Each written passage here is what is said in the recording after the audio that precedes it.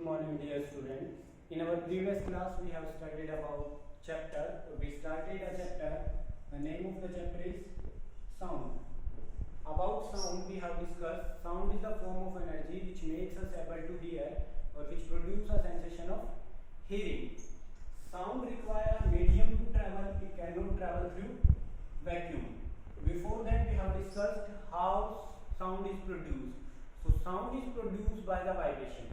When any particle vibrates, then only sound will produce. If the particle will not vibrate, then the sound will not produce.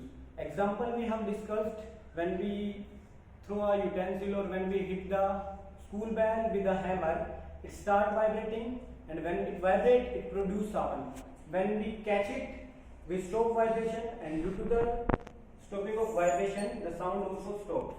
So sound is produced by vibrations. Now, how sound reaches from the source of production to us? When we speak, due to the consecutive compression and rarefaction, sound reaches to us from the source of production. What is compression? A region of high pressure and high density. Rarefaction, a region of low pressure and low density. About these we have discussed by taking the example of tuning fork. Tuning fork is a device which we use in lab or laboratory to produce sound. So, consecutive compression and rarefaction cause the movement of sound, and sound travel in the form of wave. Like a wave, sound travel, and sound waves are longitudinal waves. Sound waves are longitudinal waves. What are longitudinal waves? The waves in which particle vibrate in the same direction in which the wave is propagating. Suppose the wave is moving in this direction and this is a particle. If the particle will vibrate in this direction back and forth, then the wave is known as longitudinal wave. When the particle vibrates in the same direction in which the wave is propagating or traveling, that is known as longitudinal waves. Sound waves are longitudinal waves. When we throw the stone in water, the waves forms, water waves forms, and water waves are known as transverse waves. Transverse waves. What are transverse waves? Suppose if the wave is moving in this direction and this is the particle, if the particle vibrates up and down, or if the particle vibrates perpendicular to the direction of propagating of wave, then the wave is known as transverse wave. Longitudinal, when the particle vibrates in the same direction in which the wave is propagating, then the wave is known as longitudinal wave. And transverse waves, when the particles vibrate perpendicular to the propagation of sound or propagation of wave, then it is known as transverse waves. The particle will vibrate perpendicularly, means if this is the position, then it will go up and it will come down. So these waves are known as transverse waves. Water waves are transverse waves and sound waves are longitudinal waves. Sound cannot travel through vacuum. It requires a medium to travel. Why it requires a medium to travel and why it cannot travel through vacuum? Because sound waves are mechanical waves. And what are mechanical waves? The waves which require a medium to travel, those waves are known as mechanical waves, and sound require a medium to travel, so the sound waves are known as mechanical waves. Sound cannot travel through vacuum. About this we have discussed an activity, that how can you say that sound cannot travel through vacuum. Now we will discuss about the characteristics of sound wave. Suppose this is a sound wave. Density, distance. On x-axis we have to take distance, on y-axis we have to take density. So a region which have a high density, this region have a high density, so this is known as compression, and this is known as rarefaction. Again this is known as compression, again there will be rarefaction. So these consecutive compression and rarefactions cause the movement of the sound. We will discuss about the characteristics of sound wave. We have some characteristics. The first one is frequency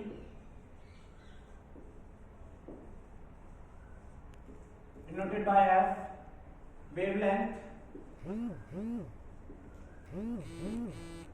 denoted by lambda, time period denoted by T. Before discussion of these characteristics, we will discuss what is oscillation. When the sound starts from here and it completes its one revolution, one complete round, then it is known as one oscillation. So from here if sound starts, then it will complete its one revolution here, so it is known as one oscillation. When the wave completes its one revolution, it is known as one oscillation. Now we will discuss about the characteristics of sound. Frequency, the number of oscillation in 1 second. Suppose if the wave completes 10 oscillation in a second, then frequency will be 10 Hz. This is the unit of frequency. SI unit of frequency is Hz and it is denoted by Hz. So if a wave completes 10 oscillations then in 1 second, then frequency will be 10 Hz. If the pendulum or any wave complete 2 oscillation in a second, then frequency will be 2 Hz. So frequency is the number of oscillation per second. So the number of oscillation which are completed by the wave or by a pendulum in 1 second, that is known as frequency. Second, we will discuss about wavelength. It is denoted by lambda. This is the symbol of lambda. What is wavelength? The distance between two consecutive compression and rarefaction is known as wavelength. Consecutive means lagatar.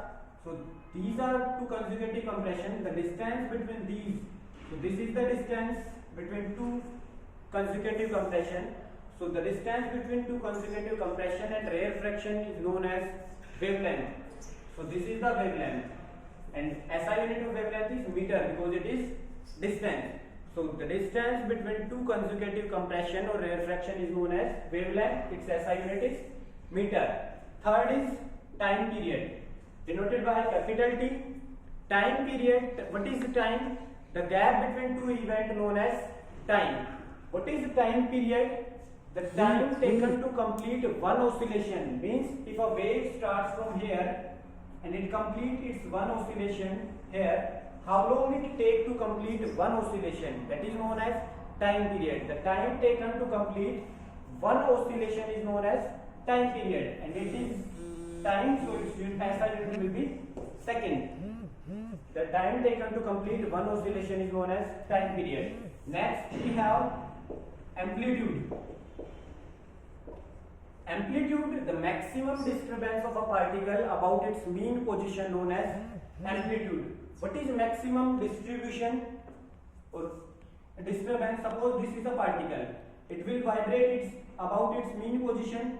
Once it will go forward and once it will go backward. So this is the maximum disturbance. This maximum disturbance is known as amplitude. The maximum disturbance of a particle is known as amplitude. And in wave, this is the maximum disturbance. So SI unit of amplitude is meter.